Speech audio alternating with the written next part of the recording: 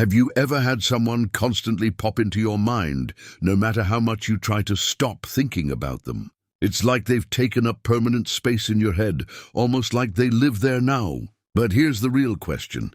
Are they thinking about you too, or is your mind just playing tricks on you? Psychologists have studied this for years, and the answer is more surprising than you might think. From the way our brains form emotional bonds to the hidden effects of unfinished emotional connections. Today, we're breaking down why you can't stop thinking about them and whether they might be thinking about you too. And trust me, by the end of this video, you'll see your thoughts and that person in a whole new way. Let's dive deeper. When someone is always on your mind, it's not just a random occurrence. It's psychology at work. Your brain isn't simply remembering them. It's holding on to something much deeper. One reason for this is the Zhejiang effect, a psychological phenomenon where our minds fixate on unfinished emotional experiences. If something between you and this person feels unresolved, your brain keeps bringing them back, trying to find closure that may never come. Think about it. If there's something left unsaid, unresolved, or misunderstood between you two, your mind will continue to loop that person back in, looking for ways to settle it. And that search for closure could be what makes them pop into your mind constantly. Then there are emotional triggers. Certain feelings like love, nostalgia, or regret can make memories much stronger.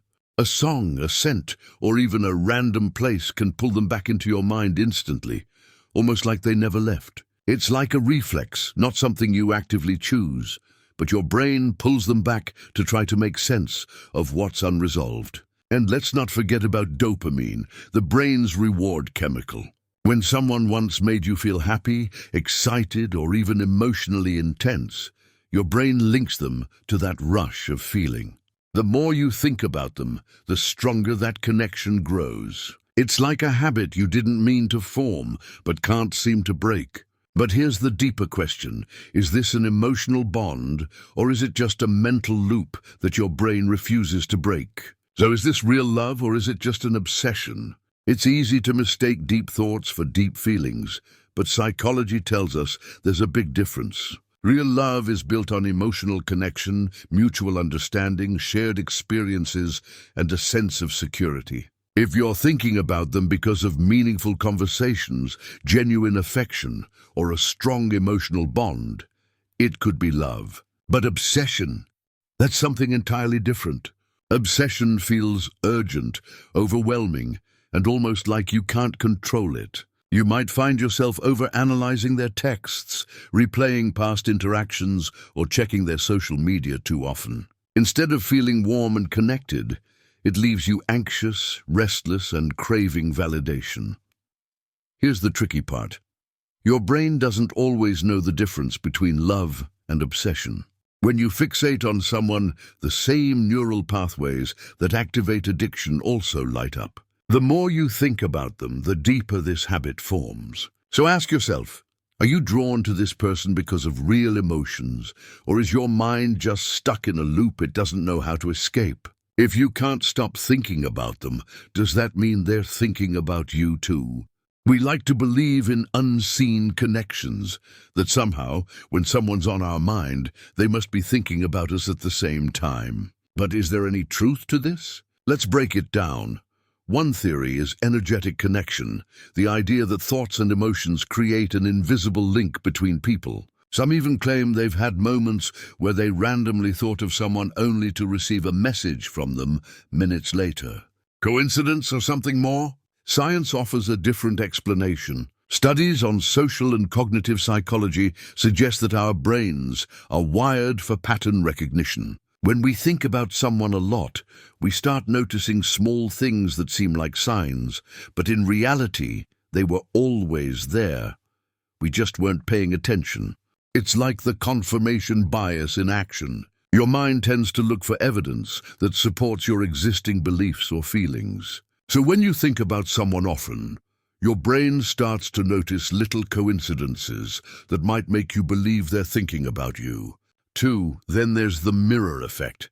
If you're constantly engaging with their content, reacting to their posts, or even just staring at their profile picture, you're subtly influencing their perception of you. You might not realize it, but your presence in their world could be making them think about you too. Do they feel the same? Maybe, maybe not. But one thing's for sure. The more power you give to your thoughts, the more they shape your reality. When you focus your attention on someone, you're also shaping the narrative in your own mind. Your thoughts aren't just a reflection of your feelings. They're also creating your own reality. But what if you don't want to keep thinking about them? What if this constant mental loop is exhausting, distracting you, or even holding you back from living your life? The good news is you can break free. But it starts with understanding why your mind keeps clinging to them. First, you need to detach from the thought loops. Every time they pop into your mind, don't fight the thought. Instead, observe it. Say to yourself, "Oh, there they are again," and then shift your focus. The more you resist, the stronger the thought becomes. Instead, let it pass like a cloud in the sky, just an observation and nothing more. With time, the thought will lose its power. Second, replace obsession with new passions. Your brain thrives on stimulation. If you don't give it something else to focus on, it will default back to the familiar, your obsession. Pick up a new hobby, dive into a new project, or spend time with people who energize and motivate you. By filling your life with fresh experiences, you can help redirect your brain's focus. And here's a test. Pull away mentally and see what happens. Sometimes we're the ones keeping the connection alive. If you stop reaching out, stop reacting, stop feeding the thoughts, does this person even notice? Do they come looking for you? The truth is, your mind is powerful.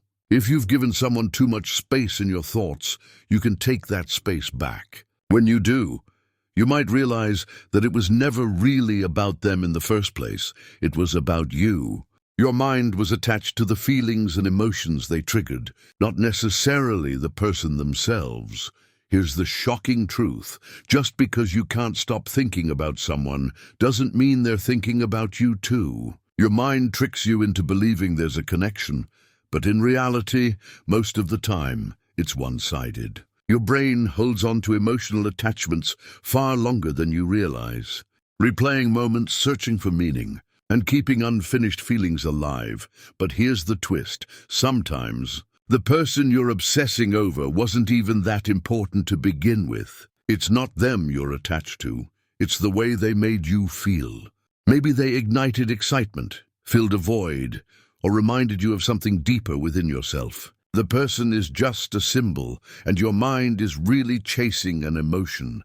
And yet, there's another possibility. Sometimes, when two people share a deep connection, one that's real, not imagined, they do think about each other at the same time. No explanation, no logic, just an unspoken pull. So which one is it? A psychological illusion or a true unseen connection? The answer isn't in their mind. It's in yours.